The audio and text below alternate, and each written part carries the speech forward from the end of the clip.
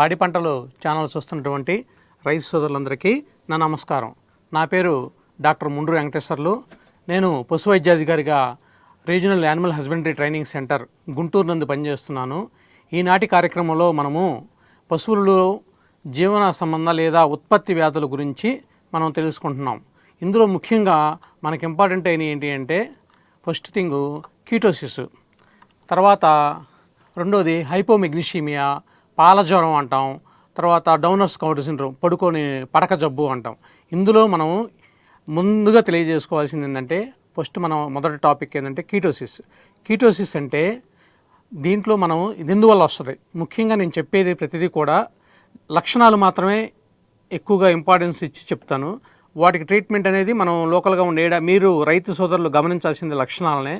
కాబట్టి ఆ లక్షణాలను మీరు తెలుసుకుంటే అది ఏ జబ్బు బారిన పడింది అనేది మీకు తెలుసుకోవడం చాలా తేలిక అవుతుంది. అందులో మొదటిది కీటోసిస్. ఇది ముఖ్యంగా దేనివల్ల వస్తుందంటే మనం ఇచ్చే శక్తి, అది ఖర్చు పెట్టుకునే శక్తికి మధ్య ఉన్న తారతమ్యం వల్ల ఈ జబ్బు వస్తుంది. ఈ శక్తి అసమతుల్యత ఎప్పుడు వస్తుంది అంటే సరైన మేత తినకపోవటం, లేదా కరువు సమయంలో గేద సరిగా మేత అందుబాటులో లేకపోవటము, ఏదైనా జబ్బు బారిన పడినప్పుడు ఆ గేద సరిగా తినకపోవటం వల్ల నెగిటివ్ ఎనర్జీ అంటాం. ఆ నెగిటివ్ ఎనర్జీ వల్ల కానీ ఈ జబ్బు వస్తుంది.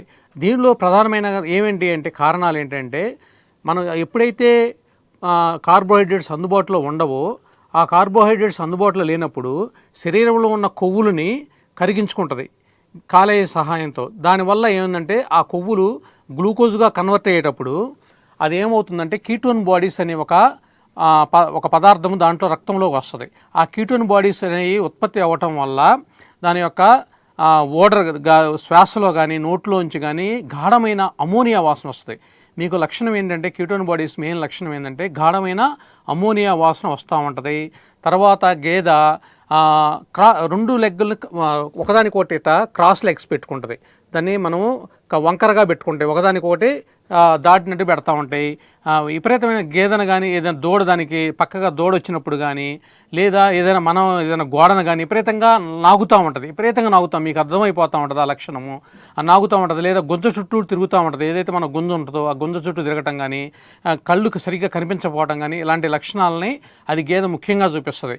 ఇంకా ఏంటంటే ఇది ఎప్పుడు వస్తుందంటే గేదె ఈనిన తర్వాత మొదటి 10 రోజుల్లో కానీ చాలా ఎక్కువ రావడానికి ఛాన్సెస్ ఉంటుంది. ఎందువల్ల అంటే వాటికి ఈనినప్పుడు పాల ఉత్పత్తి అధికంగా ఉన్న గేదెల్లో ఏమవుతుందంటే దాని యొక్క ఎనర్జీకి ఈ పాల యొక్క తయారీకి ఉత్పత్తికి ఎక్కువ ఖర్చు అయిపోతూ ఉంటుంది. మీరు ఇచ్చే మేత ఉదాహరణ ఎండు మేతే ఇచ్చారు, పచ్చి మేత అందుబాటులో ఉండదు.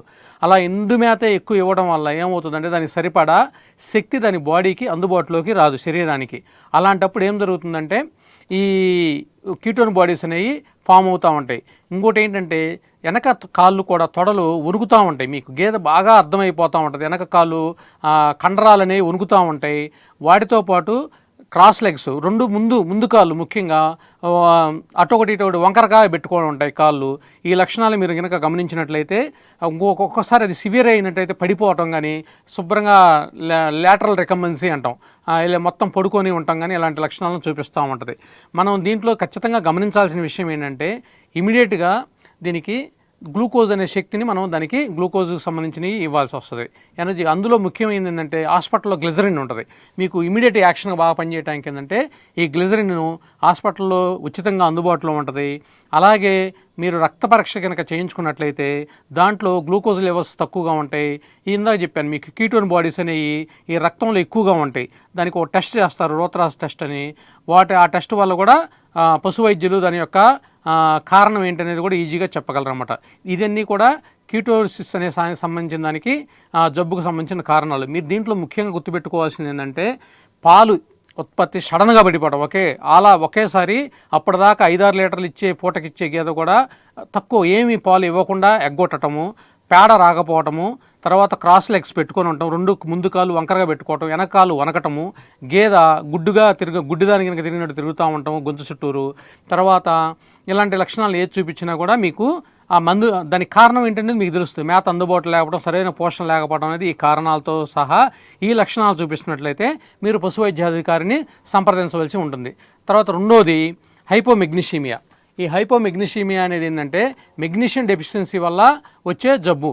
ఆ మెగ్నీషియం అనేది ఏంటంటే మన శరీరంలో తక్కువ మోతాదులో మనకి అవసరం అయ్యే ఉంటుంది. ఎప్పుడు కూడా మనకి ఏదైతే ఉంటుందో మనకి ఇచ్చే మైఫెక్స్లో కానీ వాటిలో కానీ మెగ్నీషియం అనేది మనకు అందుబాటులో ఉంటుంది, దానాల్లోనే ఉంటుంది. ఒక్కొక్కసారి ఏంటంటే దీని యొక్క డెఫిషియన్సీ వల్ల దీన్ని పచ్చి మేత లేత గడ్డి కనుక తినటం వల్ల అయితే ఈ హైపోమెగ్నీషియమియా అనేది మెగ్నీషియం ధాతువు ఇది అనేది మూలకము.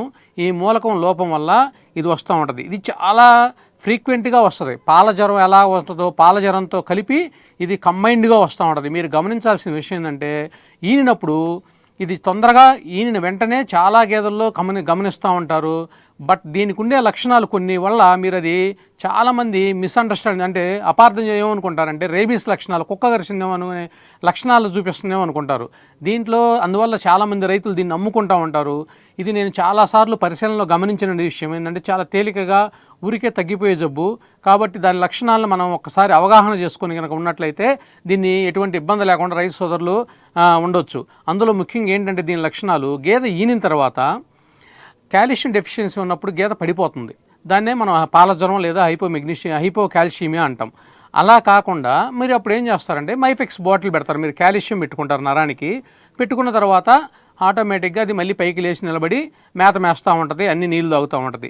అయితే ఈ హైపోమెగ్నీషియమియాలో ఏంటంటే సేమ్ అయ్యే లక్షణాలు గేదె ఈనిన వెంటనే గేదె పడిపోవటం కానీ చేస్తుంది. మనం టెంపరేచర్ కనుక చెక్ చేసినట్లయితే 100 లోపు ఉంటుంది. అంటే 96 కానీ 97 కానీ టెంపరేచర్ నార్మల్గా గేదెల్లో ఆవుల్లో కానీ 101 ఉండాలి. అంతకన్నా తక్కువ టెంపరేచర్ ఒళ్ళంతా చల్లబట్టం కానీ అలాంటి లక్షణాలు చూపిస్తుంది. దాంతో పాటు ఏంటంటే ఒక్కోసారి ఉధృత పడుతూ ఉంటుంది, అంటే ఉలిక్కి పడుతూ ఉంటుంది, చెవులు నెక్కబొడుచుకొని ఉంటాం కానీ, గేదె జర్కలు ఇవ్వటం కానీ, లేదా ఎదురుగా ఏదైనా ఉంటే కుమ్మిసరటం కానీ, లేదా ఇనానిమేట్ ఏదైనా గోడని పొడవబోవటం కానీ అలాంటి లక్షణాలు, లేదా పడుకొని దాన్ని మెడగా తలం తీసుకొచ్చి పొట్ట మీద పెట్టుకోవడం కానీ, ఉలిక్కి పట్టడం కానీ ఇలాంటి లక్షణాలు చేస్తూ ఉంటుంది. మనం ఏమనుకుంటాం కాల్షియం డెఫిషియన్సీ లేదా పాల జ్వరం అనుకొని దానికి మైఫెక్స్ బాటిల్ పెడతాం.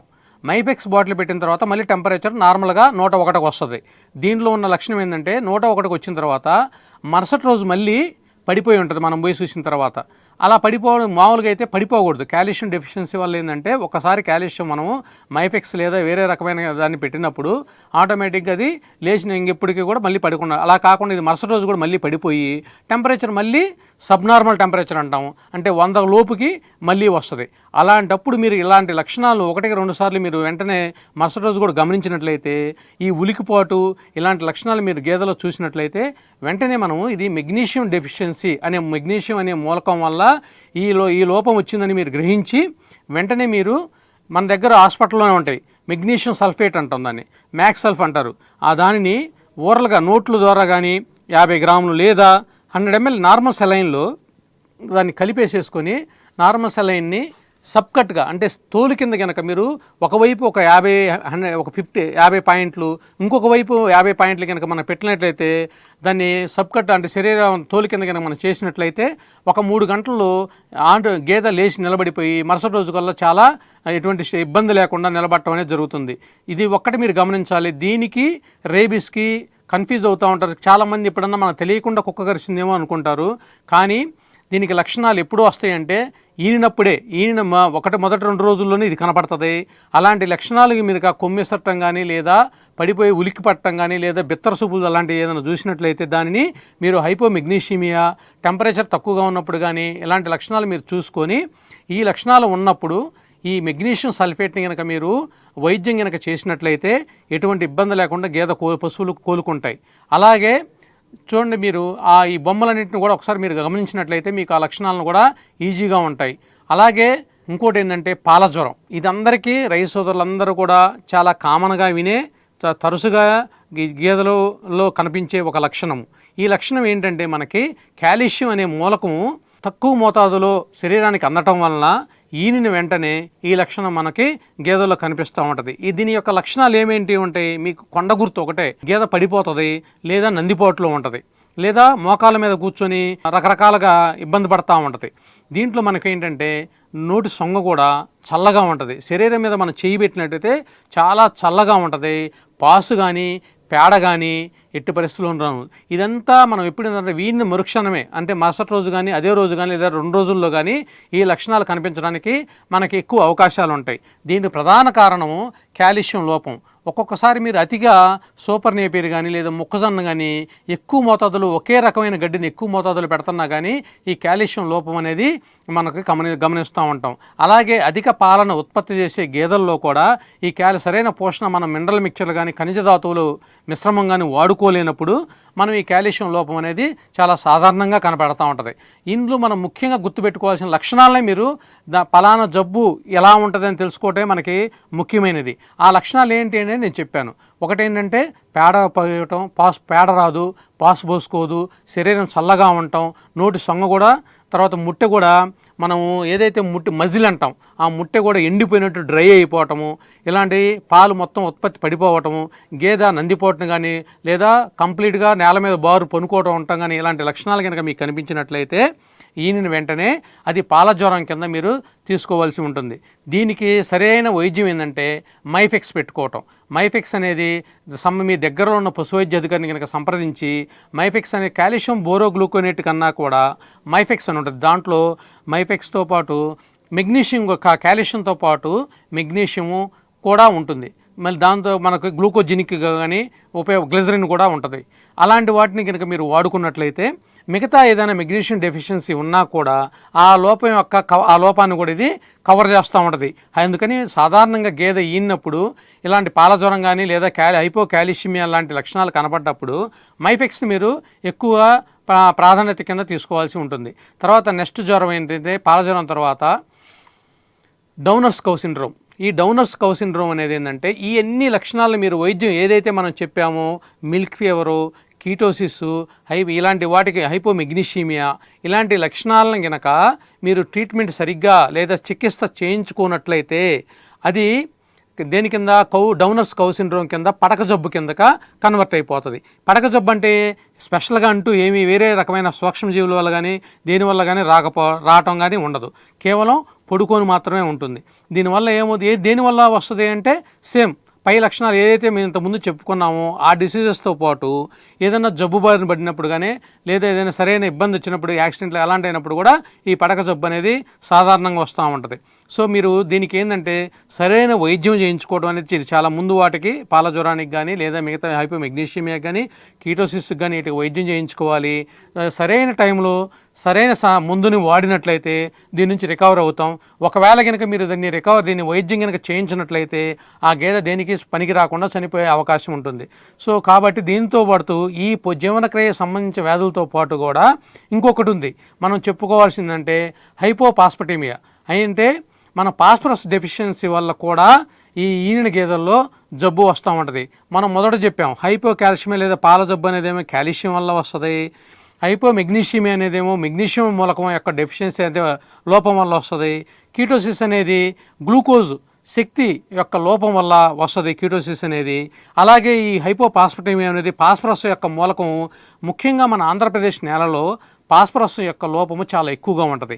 ఈ పాస్పరస్ ఏంటంటే దీనివల్ల మెయిన్ మనకి ఏమిటంటే అది ఒకటి ఏదకి సరైన ప్యూబర్టీ ఏజ్కి రాకపోవటము, గేదె కట్టు నిలవకపోవటము, తిరగగట్టటము, తర్వాత మీ కనపడినల్లా నేలలు గోడలు ఏది పడితే గుడ్డలు ఏది పడితే అది లాక్కోవటము, పాల టీట్ నుంచి అంటే పొదుగు నుంచి పాలు వాటంతట అవే కారిపోవటము, ఇలాంటి లక్షణాలు మీకు ఈ హైపోపాస్పటేమియాలో కనపడుతుంటాయి.